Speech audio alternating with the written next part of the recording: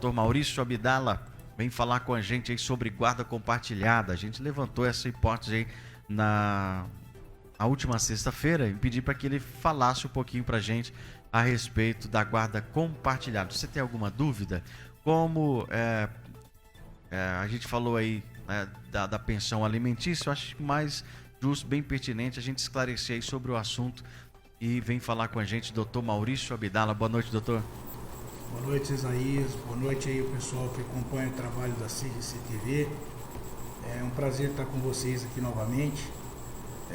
Isaías, você levantou aí um questionamento sobre a guarda de filhos, né, quando da separação dos pais. E esse tema suscita muitas dúvidas nos pais, porque a guarda, principalmente a guarda compartilhada, que é um instituto que começou a ser utilizado no Brasil de certa forma recentemente. Foi a partir de dezembro de 2014 que a guarda compartilhada passou a ser a principal guarda adotada nas separações e divórcios, certo? Até então nós utilizávamos em regra a guarda unilateral, que é aquela que todos nós conhecemos. Então, por ser um instituto novo, ela ainda causa muita dúvida na população. Por exemplo, o pessoal imagina que a guarda compartilhada, a criança vai ficar uma semana com o pai, outra semana com a mãe. O pessoal imagina que não há pagamento de pensão alimentícia. E tudo isso nada mais é do que mito, certo? Isso não existe na guarda compartilhada. O pessoal confunde muito com a chamada guarda alternada, mas a guarda alternada rarissimamente é adotada no Brasil. É uma coisa mais americanizada. A guarda alternada, sim, a criança fica uma semana com o pai, outra semana com a mãe. Ou 15 dias com o pai, 15 dias com a mãe. Certo? No nosso caso, que hoje a Justiça Brasileira adota como regra a guarda compartilhada, ela funciona da seguinte forma: a criança deve ter um lar estabelecido, que será ou com o pai ou com a mãe. Ela vai morar definitivamente com um deles, não vai alternar o seu lar, correto? E como exemplo aqui, eu vou imaginar que a criança ficou com a mãe, tá? Que é o mais comum. Então a criança ficou com a mãe, o pai simplesmente tem o direito de visitas. E a diferença daquela guarda unilateral que era adotada anteriormente no Brasil, quando a guarda é compartilhada, o pai, nesse caso, ele também tem poder de decisão na vida do filho, por exemplo, na escolaridade, viagens. A diferença crucial da guarda compartilhada para a guarda unilateral é que ambos ficam com o poder familiar do filho, ambos tomam as decisões.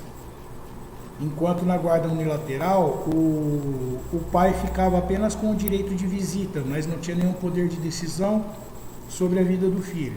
Já na guarda compartilhada, a diferença é que ele tem poder de decisão sobre o filho. Ele continua participando integralmente da vida da criança, apenas não mora com ela, certo? E com a guarda compartilhada deve ser respeitado o direito de visita, que deve ser combinado de forma periódica. Alguns casos uma semana sim, outra não, e outros casos semanalmente. Aí depende de como vai desenrolar aí a separação do casal. E com relação à pensão, mais uma vez é um mito dizer que a guarda compartilhada não tem pensão. Nada mudou, a pensão continua sendo obrigação de quem não estiver com a criança. Como no nosso caso aqui, estou supondo que a criança ficou com a mãe, o pai continua tendo a obrigação de pagar a pensão, correto? Então, resumindo, no Brasil nós usávamos muito a guarda unilateral, onde, no nosso exemplo, a mãe ficava com a criança e o pai somente tinha o direito de visita e o dever de pagar a pensão, mas não poderia opinar nas decisões quanto ao filho. A guarda compartilhada, que hoje é a regra no Brasil, a criança fica com um dos pais, vamos lá, mais uma vez, vamos dizer que ficou com a mãe, mas o pai tem o direito de visitas regulamentado, tem o dever de pagar a pensão, mas agora ele também tem o direito de opinar na vida da criança, ele também toma decisões sobre a vida da criança. Então essa é a diferença crucial. Não confundam com guarda alternada, que é a situação em que a criança pode ficar uma semana com o pai, outra semana com a mãe, e ela mora, a criança acaba tendo 2 lares no caso. Esse instituto ele não é adotado no Brasil, é muito raro de se ver, tá? É uma coisa mais americana. Não deu certo no Brasil, então ele não é utilizado. Tudo bem? Eu espero ter ajudado aí todo mundo. Obrigado a toda a equipe da CGC. Obrigado, Zezaías. E em breve estaremos aqui de novo. Boa noite. É muito, muito interessante mesmo, doutor. Muito proveitoso, né? E eu achei interessantíssimo. Só que eu tenho uma pergunta aí para fazer, né? O senhor falou aí, mas eu gostaria de saber o seguinte. No caso de pais separados, né? Lógico. E no caso de reunião de pais e mestres em escola, né? Da criança e de pais separados, como que funciona? Quem que vai? Pode ir os dois? Vai um ou vai o outro? Como que é feito isso, doutor? Explica pra gente. Ótima pergunta, Zezaías. Muito bem lembrado. Reunião de escola da criança. Aí uma ótima situação para que possamos exemplificar o que eu disse, certo? Quando nossas crianças estão na escola, normalmente recebemos aquele bilhetinho informando que haverá reunião de pais e mestres, solicitando a presença do pai, mãe ou responsável. No caso de crianças com pais separados, acontecia o seguinte: quando nós adotávamos a guarda unilateral, apenas quem era o detentor da guarda da criança que poderia ir nessa reunião. Por exemplo, se a mãe tem a guarda da criança, somente ela poderia representar a criança na reunião e tomar decisões com relação ao aluno e à escola. Correto? O pai até poderia ir à reunião para saber como estão as coisas, mas ele não teria direito a tomar nenhuma decisão com relação ao filho. Certo?